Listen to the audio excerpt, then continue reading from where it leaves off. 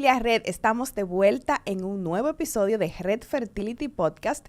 Les acompaña Erili Marmolejos, Doctor Diego Jiménez y doctora Yajaira Rosó. En el día de hoy abordaremos un tema de suma importancia y que tiene que ver con un eje de la salud que en los últimos tiempos le hemos estado dando mucha importancia. Hemos estado diciendo que hay que cuidarla, que hay que buscar el apoyo de especialistas, y es la salud mental. Sí, cada vez que pasa el tiempo se va incrementando, ya sea por los trastornos que nos dejó el COVID, ya sea por el nivel de estrés que se está viviendo, ya sea por los compromisos que mucha gente puso en hold, en espera, y después llega que una realidad que es la vida, después de COVID, después de esos 2 años casi sin trabajo. Y está muy bueno el tema para hoy. No, y yo pienso también que sirve para dar las pautas necesarias para saber cuándo hablamos de ansiedad, que es el tema que vamos a hablar ahora mismo. Porque tenemos muchas personas en las redes, muchos coaches, que no se han graduado y que viven hablando, no, que la ansiedad y que si esto y que si el otro. Entonces, yo entiendo que lo correcto es hablarlo con un especialista, como el día de hoy, y que nos toque el tema y nos enseñe realmente qué es la ansiedad. Mira, para mí este va a ser un episodio que todos mis pacientes sí o sí lo van a tener que ver. Se lo voy a mandar y va a ser un requisito para ir a mi consulta, porque yo recibo muy frecuentemente eso, que el paciente inmediatamente llega, me dice, póngame una pastilla para la ansiedad, yo estoy ansioso, ¿qué hago con la ansiedad? Entonces, vamos a ver qué nos dice el especialista. No, y también en la consulta mía, porque desde que el paciente llega cree que de una vez se va a embarazar, entonces eso también genera cierto malestar, tipo ansiedad. Entonces, eso es lo que queremos. Y qué más decirle también a aquellos pacientes que llegan con ansiedad de un desempeño sexual. Exacto. Entonces, allá también se vive. O sea, eso es todos nuestros pacientes obligatoriamente a ver este episodio. Llevan el apellido de ansiedad. Para ellos tenemos aquí a una hermosa doctora. ¿Quién la presenta? Pues claro que yo.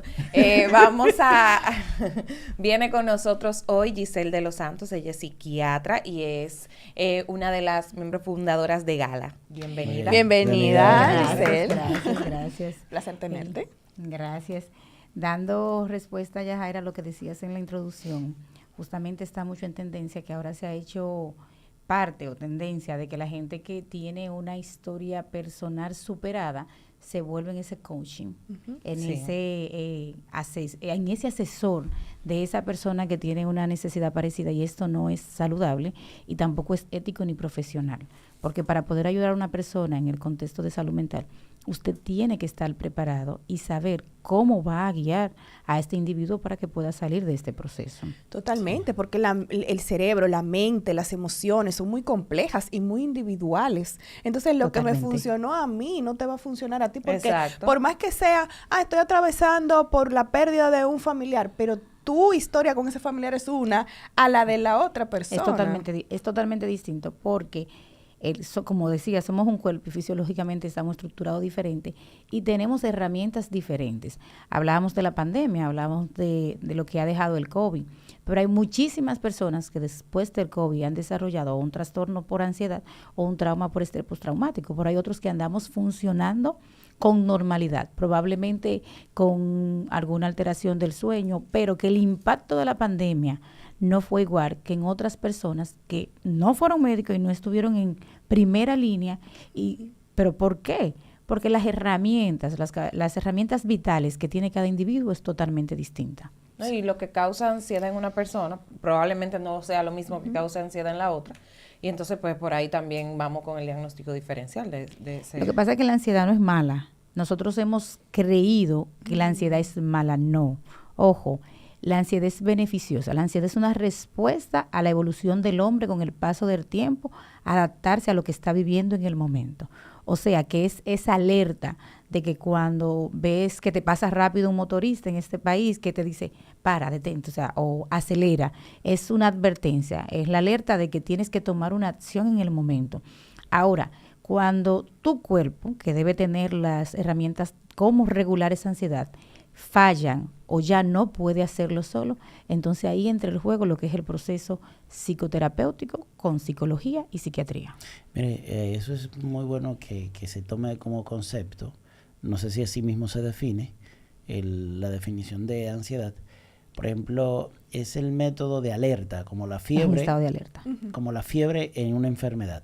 Si hay fiebre hay que averiguar por qué está la fiebre y que no se pare esa fiebre sin saber la causa específica.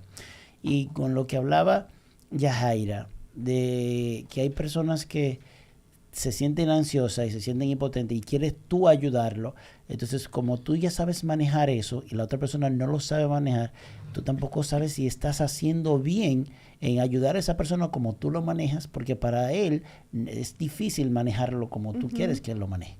Sí, pero culturalmente el dominicano tiende a ser todólogo, Sí. a ser médico sin ser médico. Sí. Y lo que me funcionó a mí te puede funcionar, sin saber que muchas veces hacemos más daño que bien.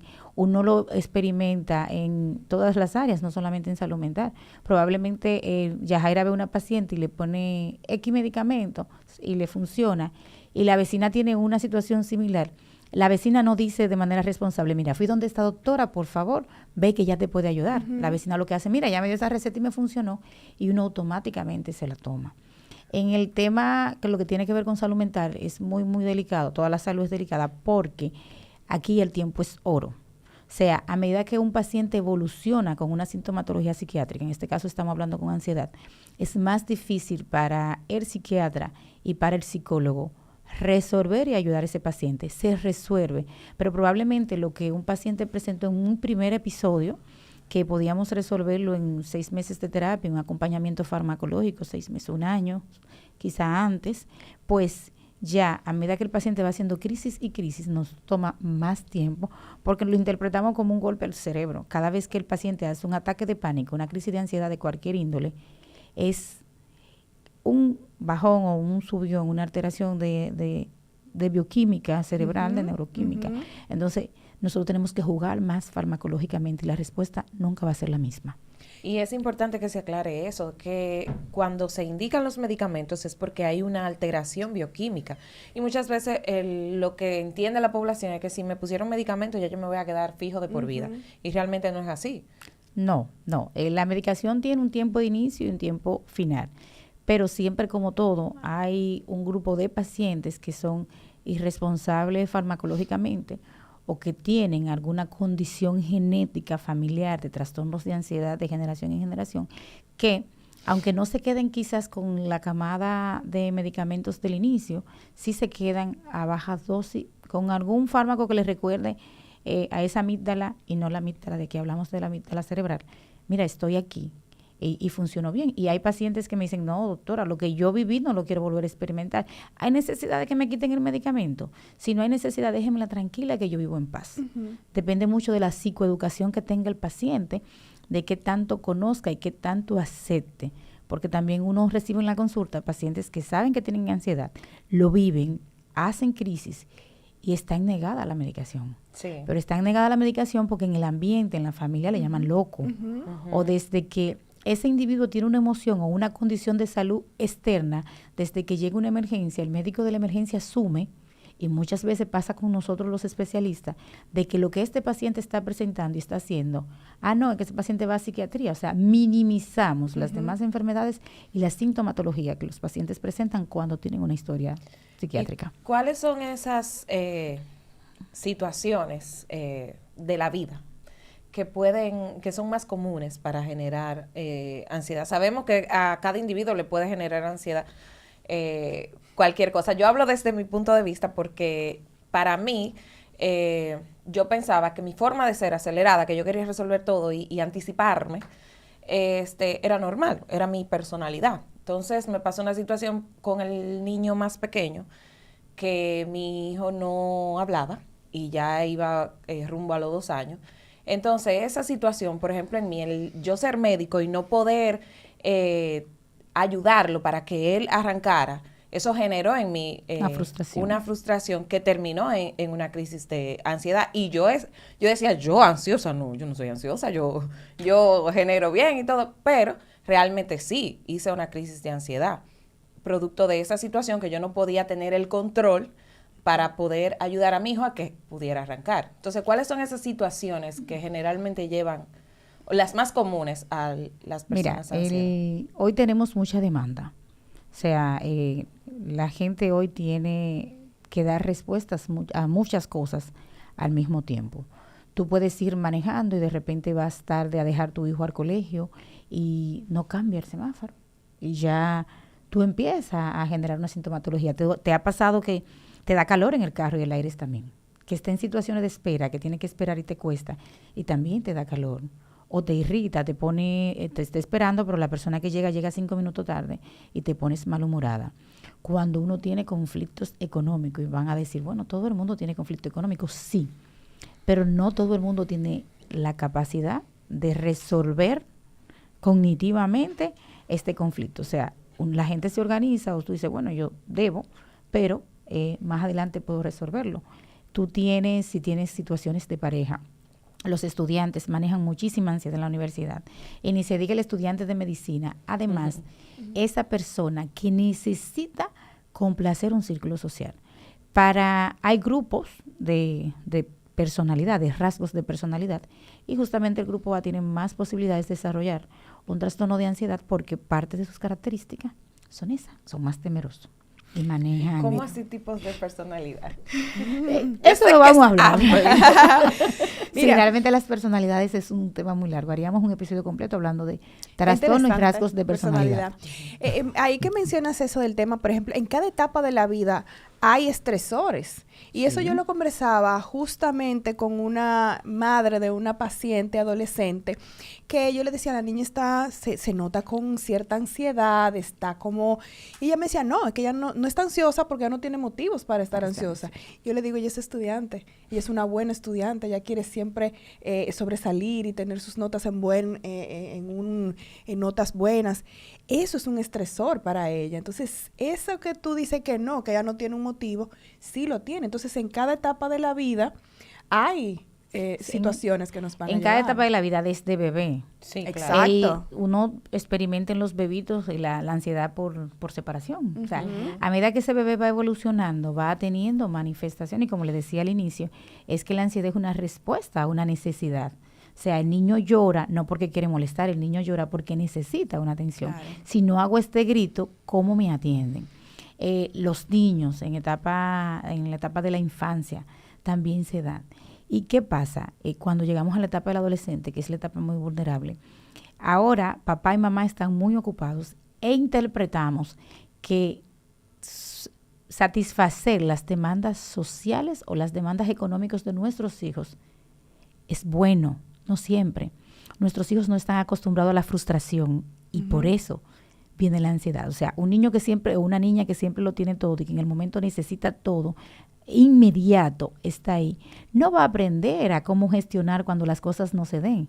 Entonces, cuando yo no logro lo que quiero, ¿qué pasa? Viene la frustración, viene la ansiedad. ¿Cómo puedo manifestar esa ansiedad? Puedo somatizar.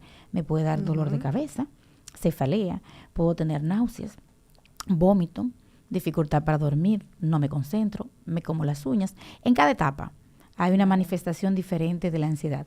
Hay gente que tiene una ansiedad intrapsíquica, que es que los pensamientos no se callan.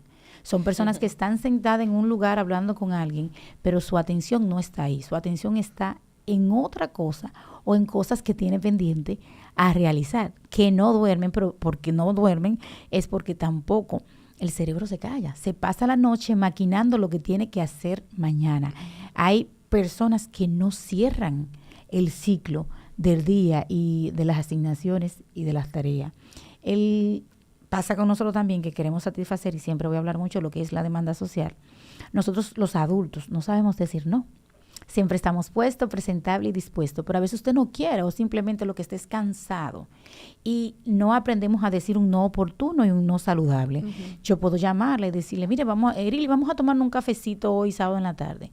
Ah, pues está bien, nos vemos ahorita. Pero Lili no puede, pero es porque no quiere, que está cansada y quiere quedarse en su televisión y arropada. Pero para no hacerme sentir mal, sí, me dijo que sí. Si me dices que no, y yo entiendo que no, mira, no, estoy cansada, porque también hay que ser empático con el otro, y yo respeto eso, esa es una amistad que vale la pena. Si hago un drama, señores, que la gente le monta drama a uno, claro, pues no, pues valora de verdad si esa persona es saludable para ti. Totalmente. Entonces, vamos enrolados, vamos con una ruleta rusa. Yo veo, perdona, En resumen, como que veo que la ansiedad debe ser ese síntoma en el estado de salud mental que se puede combinar con depresión, con euforia, se puede combinar con agitación, se puede combinar con cualquier trastorno que desencadene un estado normal en un paciente. Sí, de hecho nosotros decimos que no hay trastorno depresivo, o si lo hay, si hay es muy poco, que no presente síntomas ansiosos. Tú puedes ver como diagnóstico trastorno depresivo mayor con síntomas ansiosos y puede ver trastorno de ansiedad generalizada con síntomas afectivos. El depresivo se torna ansioso porque muchas veces no entiende, porque ve que la evolución lenta. El ansioso se pone triste porque no sabe controlar y canalizar los síntomas. Y uno controla síntomas como de dos maneras. Se frena de manera farmacológica para que ese individuo pueda funcionar, y se hace un proceso psicoterapéutico con psicología para que ese individuo aprenda a identificar qué le provoca la ansiedad. Hemos hablado de ansiedad, pero no hemos dicho síntomas. O sea, son síntomas muy normales que se pueden confundir con otros tipos de síntomas.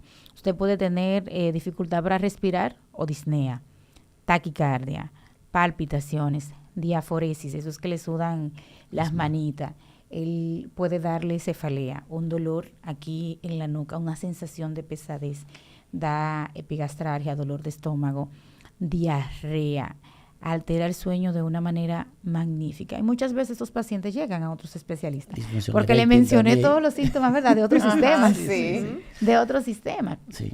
Llegan, y cuando llegan que el especialista es responsable, que descartó que corazón, pulmones, estómago y todos estos sistemas que tocan la ansiedad esté bien, piel, hay personas que hacen una dermatitis por ansiedad, que todo esté bien, hace un referimiento oportuno a psiquiatría.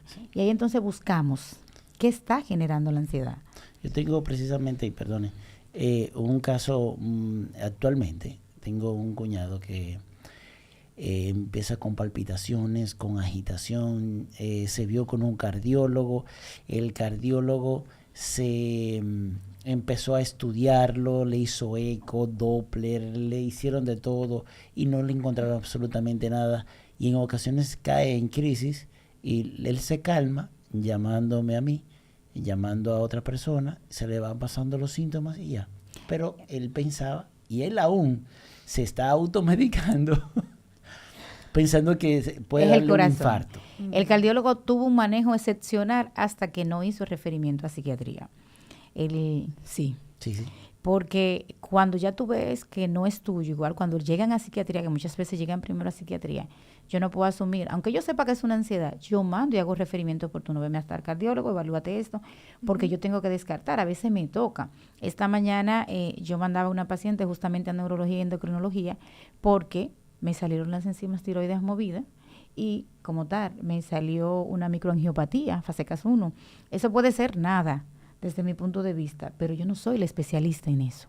Eso tienen que descartarlo quienes estudian esas áreas. ¿Qué va a pasar con este paciente? Va a cronificar, o un día no te va a encontrar disponible, o no va a encontrar disponible a las personas que llama, y va a colapsar.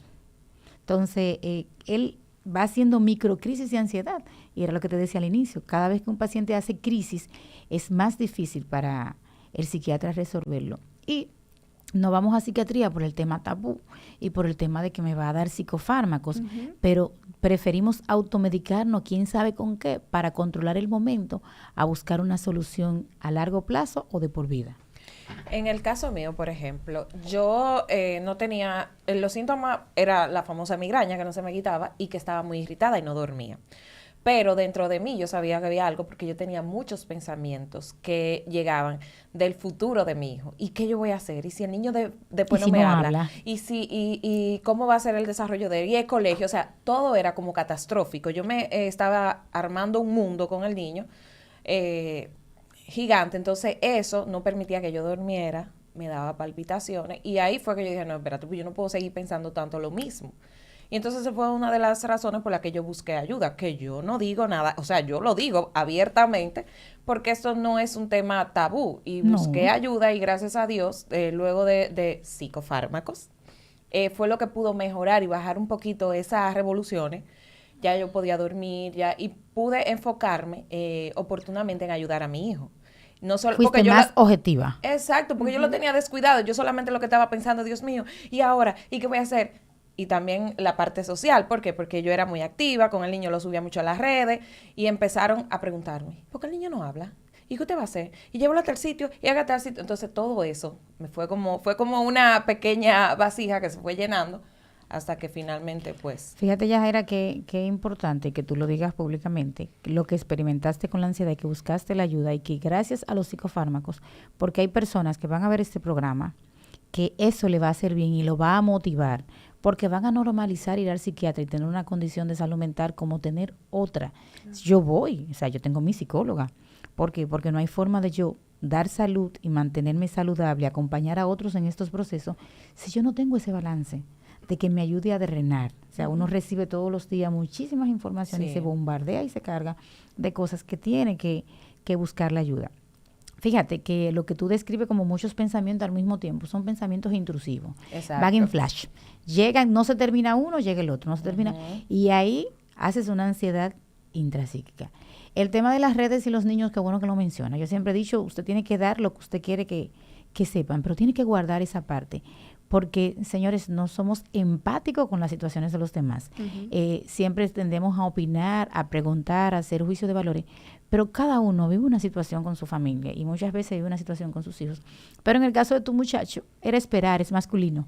Sí. El proceso es un poco más lento, el desarrollo No, ya es un él poco está más... diferente. O sea, ya él... El desarrollo es un poco más lento y uno como madre y médico se preocupa porque no hay quien maneje más ansiedad que un médico cuando cree que sabe un chin de una patología. Así es.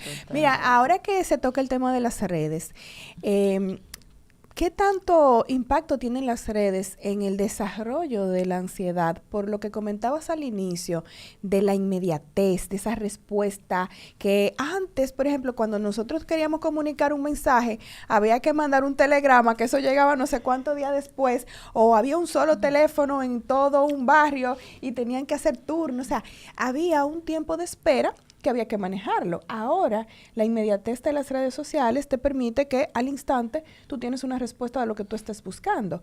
Eso por un lado, pero también las mismas redes, esa exposición que nosotros hacemos de nuestra vida, de lo que queremos que se sepa de nuestra vida, sí. también busca una respuesta. O sea, estamos esperando que me van a comentar, el like que me van a dar es la aprobación y eso nos genera una gratificación inmediata también, que también genera una ansiedad cuando no tienes el resultado que tú esperas. Tú dices, ay, esa foto la voy a subir porque estoy muy linda y yo voy a tener ahí, un viaje de like.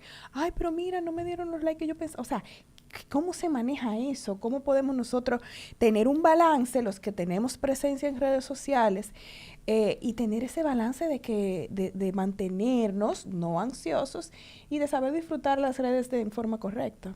Yo creo que lo primero es que tú tienes que conocerte. O sea, conocer qué quieres y a dónde quieres llegar. Y entender que lo que tú publicas en unas redes sociales no depende de ti el contenido, pero el impacto que vaya a generar en otra vida depende de lo que ese individuo esté buscando. Puede entrar a tus redes y verla, pero no se identifica con tu contenido y no significa que está mal, sino que no son los intereses particulares de ese individuo. Tú hablabas de la inmediatez, buscamos una validez constante en las redes sociales y es porque nosotros estamos ahora configurados a lo que es la gratificación inmediata. Anteriormente uno pedía algo, tenía que esperar, como decía. Eso daba ese tiempo a ese enrolamiento fisiológico del cerebro, de esperar. Uno se mantenía, y le pongo el ejemplo de los días de Reyes, uno se mantenía como ahí esperando, a ver. Ya no. Ya al estar todo aquí, que quiero algo y lo busco, ya no estamos desarrollando ese mecanismo, lo que nos lleva a la frustración. Entonces, al no tener ese mecanismo de la espera desarrollado, cuando me toca esperar o cuando me toca ver que el resultado no es lo deseo, ya tengo una sensación de vacío, muchas veces de culpa, no hice lo correcto, ¿qué pasó? No impactó. Además de que nosotros estamos viendo que la gente en las redes publica lo que quiere publicar, sí es cierto, que quizás es la parte más bonita, pero no estamos pensando en el humano que está detrás de esas redes sociales. Nos sentimos con todo el derecho de acabar ese individuo en redes sociales y, sobre todo, hacemos opiniones de situaciones sin tener el conocimiento y lo primero que nos llegue a la cabeza. Entonces, aquí es complejo. Aquí yo siempre invito a que usted se cuide y que le dé al público, como figura pública, lo que usted quiere darle, pero que mantenga esa vida personal, que es la suya, muy cuidada, porque lamentablemente los cibernáuticas son muy crueles. Sí, el otro día estábamos hablando sobre eso con una compañera y habíamos hablado de que muchas veces se nos va la mano exponiendo un peligro de que, por ejemplo, si ya tiene como costumbre el que yo maneje por la misma calle todos los días y lo pongo en un live, el doctor pasa todos los días por esa calle en el mismo live, ahí estoy poniendo en peligro mi vida. Entonces, involuntariamente yo lo que estoy haciendo es a que mi comunidad me siga lo que yo hago. Exacto. Sí. También yo siempre digo, usted puede publicar que está comiendo, pero cuando ya usted salió del lugar y está comiendo, Claro, si quiere publicarlo. exactamente. Si me voy de viaje, cuando vengo de viaje, me tomo un tiempo, edito y publico mi viaje, pero no siempre en el mismo momento. En el tiempo real, Exacto. sí, exactamente. Yo quiero tomarme un tiempecito para que me orientes a las personas respecto al tema de la dichosa ansiedad por comer. O sea, ¿qué es eso? Eso, ¿por qué se da? ¿Por qué esa persona, a pesar de haber comido ahora mismo, a las 30 minutos, está satisfecho, pero el cerebro le dice que coma? Y generalmente no le dice que se coma una manzana, No, un le dice dulce. que se coma un bizcocho o Un que se tome un dulce, refresco. azúcar, o que porque ya un come. Azúcar. dulcito. Sí. Y entonces se mantienen en ese círculo y cuando vienen a ver el aumento de peso se da o los niveles de azúcar o el colesterol porque y buscan la excusa en la ansiedad. No, doctora, que yo soy ansiosa, no es porque yo quiero, es porque yo soy ansioso. Fíjate que primero nosotros no sabemos comer. Claro. ¿Verdad? Eso es lo primero. Nosotros no sabemos comer.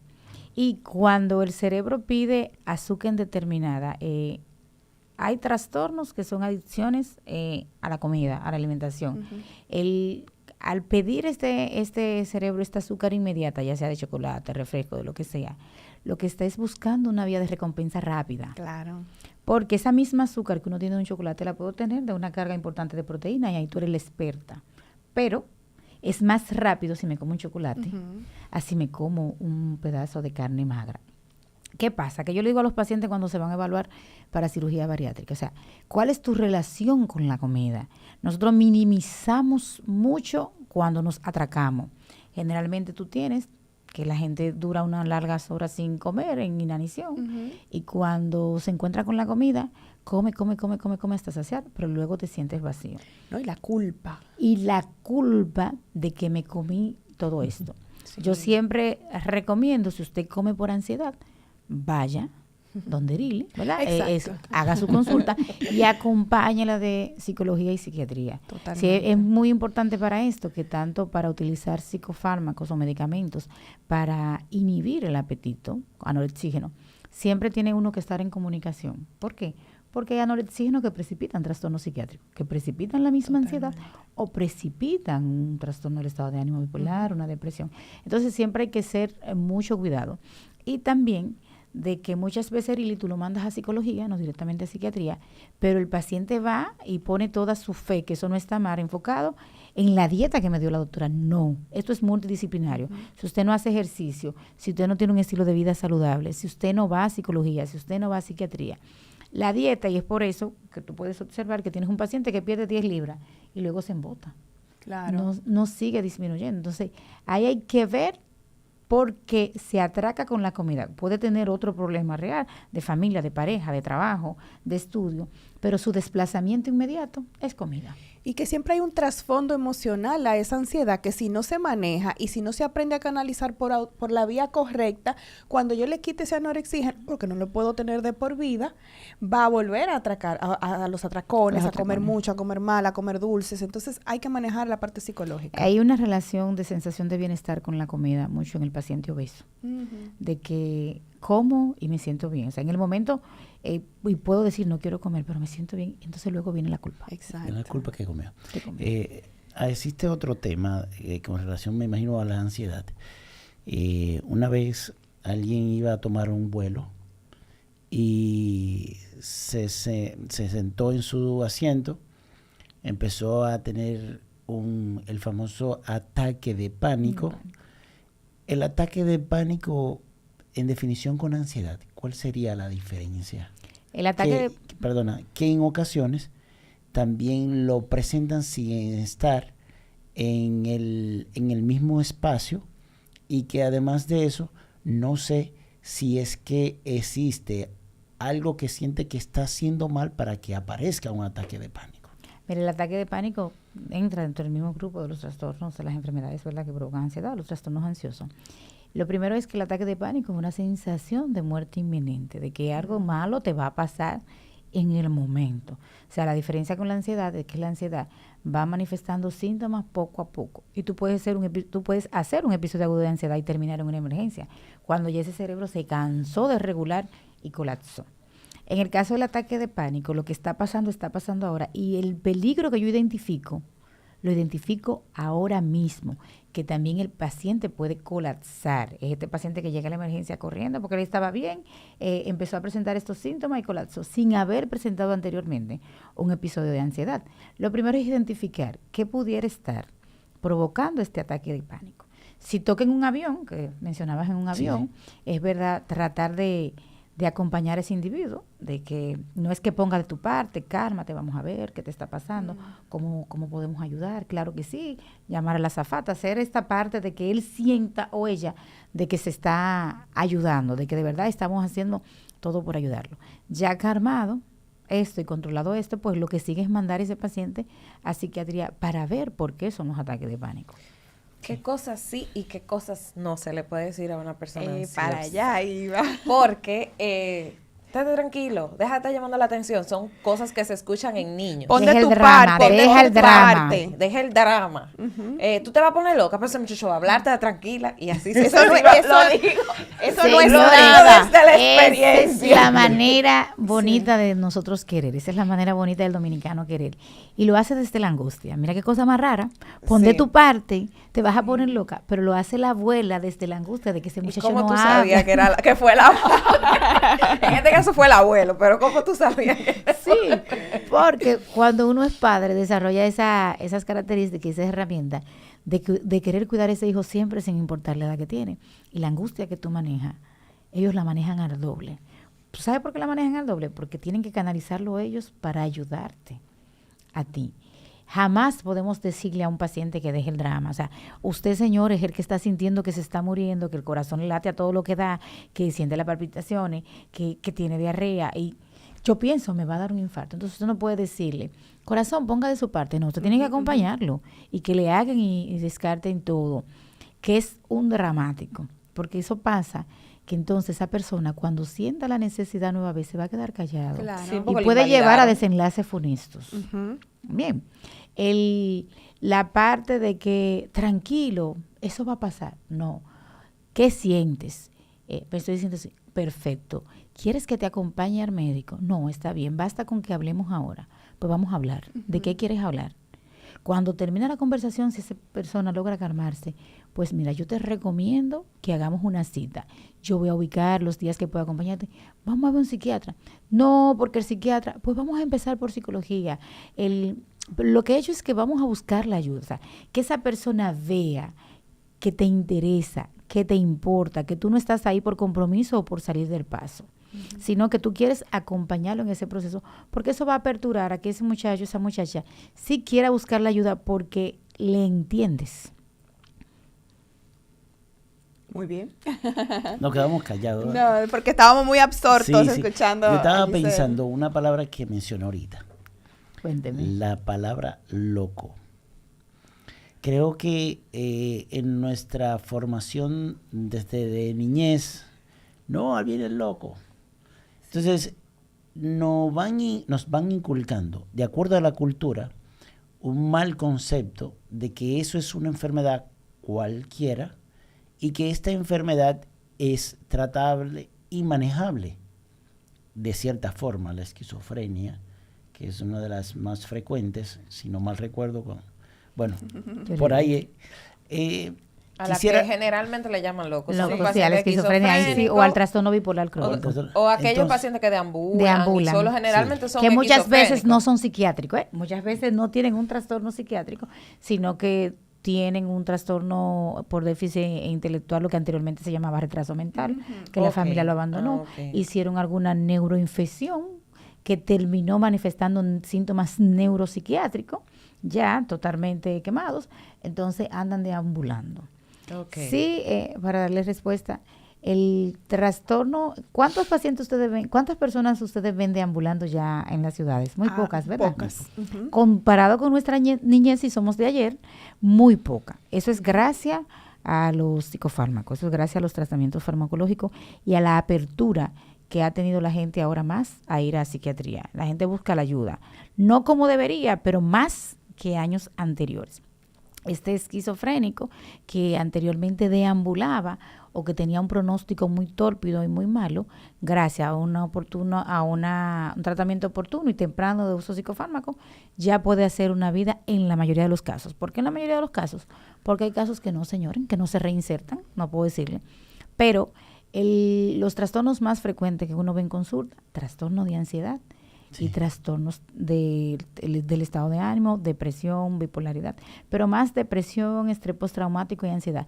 Todo esto relacionado a cómo estamos viviendo o a lo que usted arrastra de su niñez y su adolescencia. O sea, cuando usted va a la consulta de psiquiatría es un pasaje por su vida, que no se trata todo en el mismo momento y por eso son consultas periódicas, pero hay que hay que desnudar el individuo sin quitarle la ropa. O sea, hay que ver ese niño y qué arrastra y cómo se puede ayudar.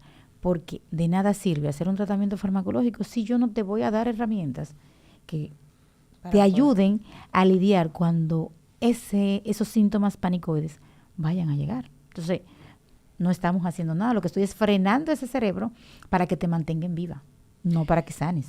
Claro.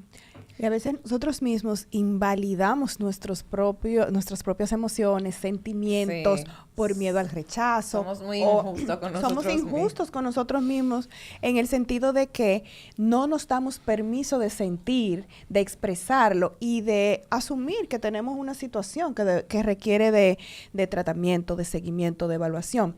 Y que a veces nosotros decimos, no, pero es que mi vida está muy bien, yo económicamente estoy estable, yo tengo una familia. Pero yo tengo un trauma de cuando yo tenía 5 años porque me pasó tal o cual cosa que yo reprimí y yo no permito que mi cerebro lo recuerde porque me duele, Porque te duele. pero me está afectando en mi vida actual ya a los 30 y pico de años, ¿verdad? Sí. Entonces, eso requiere eso que tú decías, Atención. desnudar al El alma. individuo, el alma, abrirse y es la única forma de sanar. Igual ustedes van a tener gente que lo tiene todo, que económicamente está bien, pero se siente vacío. Sí. Y te escribe, mira, ya, pero tú dices, pero Claro. Dios mío, pero este hombre o esta mujer lo tiene Lo todo. tiene todo. Y eso, ¿Cómo es posible? ¿Cómo es posible? Va relacionado a un trastorno de estado de ánimo, a un trastorno de ansiedad, que muchas veces uno lo minimiza porque económicamente estoy bien, estoy estable. Y se cree que esos son los únicos problemas que generan ansiedad, depresión, problema económico o problema de pareja. No, hay muchísimas, Hay situaciones, muchísimas que te situaciones. pueden ocasionar. Y hablando ya de otro tema importante, háblanos de Gala. ¿Qué es Gala? ¿Qué nos ofrece Gala a nosotros los veganos? Gala me encanta, señores. Gala es un espacio de bienestar dedicado al cuidado de la salud mental. Uno asociaría que es un spa, pero sí, de salud mental. Allá tenemos los servicios de psiquiatría, psicología, terapia sexual y de pareja, psiquiatría forense, terapia de familia, programas para las adicciones, psicogeriatría, que es la parte ya del envejeciente, ese cuidado al envejeciente, psicología forense, que tiene mucho que ver con los trastornos de personalidad. Y estamos ubicados ahí en la Plaza G&G, frente al parqueo del Country Club. Y el objetivo de Gala, de ese espacio tan bello, dedicado único y exclusivamente al cuidado de la salud mental, es fue en sus inicios, crear ese espacio confortable de que el paciente de salud mental entienda que tiene derecho a tener un espacio bonito y con calidad. Cuando uno habla de locura, cuando uno habla de trastorno psiquiátrico, asocio todo oscuro, asocio todo negro, que hay que tener... A cuartos sí, blancos. a cuartos blancos. Sí. No, La señor, un famosa espacio muy camisa. verde, Es un espacio muy, muy, muy verde y que desde que uno atraviesa la puerta siente paz. Tienen que ir para que lo sientan. Yo siento mucha paz, pero ese es el objetivo, integrar todo lo que es salud mental y tener esa comunicación entre especialistas, de que mando un paciente a psicología y podamos hablar, y porque muchas veces se daba de que uno refería a un colega o lo mandaba libremente a psicología, pero no teníamos esa retroalimentación. Para que un paciente pueda mejorar adecuadamente, tenemos que ir de la mano tanto psicología como psiquiatría. De hecho, yo tuve una paciente que iba mucho por cistitis, y yo decía, no, pero es que los cultivos están bien, porque es paciente de ambos. Los cultivos están bien, y ella iba siempre con un flujo y una cistitis. Y un día yo me puse así a conversar con ella de su vida y eso.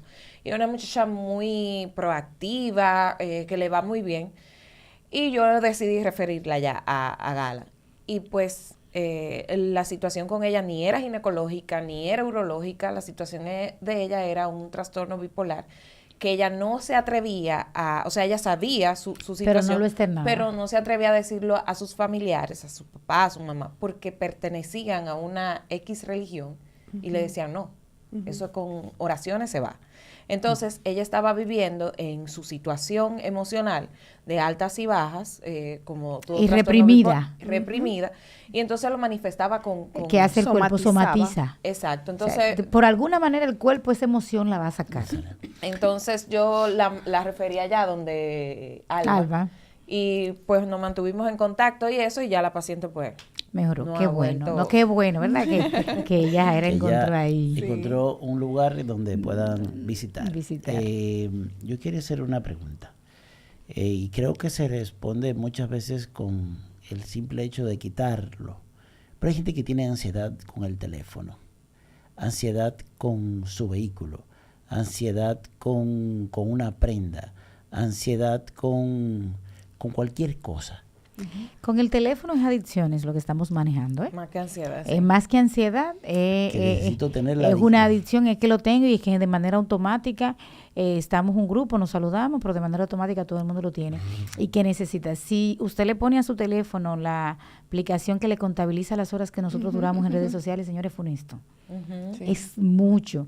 O sea, hay gente que lo manifiesta de manera diferente, hay gente que hace crisis de pánico cuando no lo encuentra y no tiene nada que ver a los maridos o a las esposas, ¿verdad? Pero no, cuando no lo encuentra, que no tiene control. Hay gente que trabaja con esto y se escuda que como trabajo con esto, tengo que tenerlo. Pero llegamos a la casa, saludamos a los niños y lo tenemos en la mano.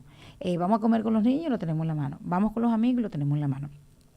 Como te decía al inicio del programa, la ansiedad es normal. Hay personas que le encanta tener esos vehículos impecables, hay otros que no tanto y que no le importa y que no le molesta, pero de acuerdo a las características de la personalidad de cada individuo, va a ser la manera en que va a manifestar los síntomas ansiosos.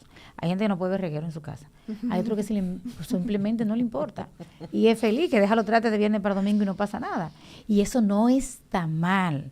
O sea, usted tiene que hacer lo que le haga bien. El tema del vehículo no me genera ruido, más ruido me genera el tema del celular, porque esto provoca muchos accidentes. O sea, que usted tenga un vehículo bien limpio, no pasa nada. Que le guste andar impecablemente planchado, limpio y blanquito, tampoco pasa nada.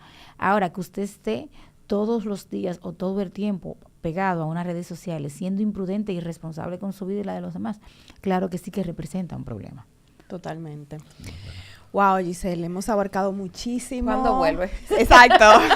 Es fecha del próximo podcast. Creo que va a ser muy bueno. Trastornos, ese me interesa sí, bastante. Ese me llamó mucho la atención. Y yo quiero que nos chequees. Sí, a ver.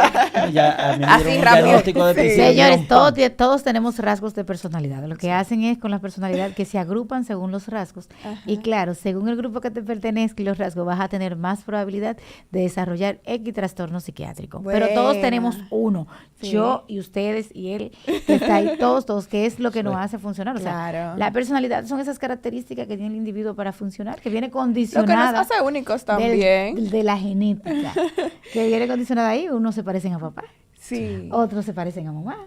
Entonces, uno va a ir desarrollando y condicionada por el ambiente. Pero sí es un tema muy bonito que se habla poco. Pero realmente mencionaste muchísimas subespecialidades que hay dentro de Gala y eso nos da para hacer no sé cuántos podcasts. O sea que prepara la agenda. La primera invitación de muchas, Giselle. Bueno, pues, y también gracias. fue un gran placer escucharte de una forma tan dinámica, pero tan llana al mismo tiempo de cómo entender nosotros, cómo manejar estos casos de ansiedad, cómo podemos, algo muy importante, apoyar a quienes se encuentran en esos casos, que a veces queremos ayudar de una forma, pero no es de la forma correcta. Yo diría que, de acuerdo a lo que hemos hablado, la primera consulta que se debe hacer ante cualquier cosa es una consulta con psiquiatría. Sí, totalmente.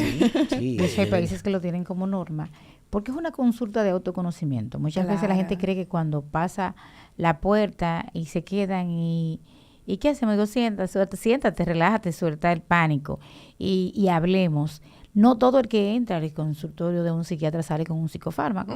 No, muchas veces sale con las orientaciones para ir donde el terapeuta psicólogo que necesita. Y siempre he dicho, el psicólogo es una escucha atenta. O sea, esa persona que te va a escuchar, que va a saber de tu vida sin saberlo. O sea, que te va a orientar oportunamente y que no va a emitir juicios de valores sobre lo que tú eres, sobre lo que quieres ser y sobre lo que quieres hacer con tu vida. Totalmente. Danos tus redes, Giselle, y las de Gala también para que te sigan por ahí. Bueno, mis redes son muy personales. Giselle Dúa, y yo doy lo que quiero dar, un poquito de lo que es todo, y Gala es Bienestar, que ya es la red de la empresa. Exacto. Pues agradecerte nuevamente por acompañarnos en este interesante episodio de Red Fertility Podcast. Les recordamos, bueno, a los que nos están viendo por Microvisión, que vayan a nuestro canal de YouTube, Red Fertility RD, y que compartan, que hagamos este contenido viral. Vamos a hacer viral lo bueno, lo que educa, lo que apoya. Sí. Dejemos de viralizar cosas que no nos aportan. Pero ese es otro tema. Y recuerden que estamos en Red Fertility, nuestras consultas de infertilidad para la pareja, de ginecología, urología, nutrición, psicología. Tenemos también la consulta de medicina interna para preanestésica y de anestesia para preanestésica, y las imágenes de mapeo de endometriosis y Doppler escrotal y muchísimos otros estudios. Y el área específica también para realizar espermatogramas. Sí, el área de Diego. Sí, y vamos a contar con los teléfonos. 849-460-3051. Estaremos ubicados en la Pedro J. Casado, frente al Laboratorio Morilla Gómez, al lado de Copedad. Déjennos aquí qué otro tema quieren que tratemos con la doctora Giselle de los Santos y con cualquier otro especialista que nosotros se los traemos. Ustedes saben que le cumplimos siempre. Hasta la próxima, familia Hasta Red. luego. Bye. Bye. Bye.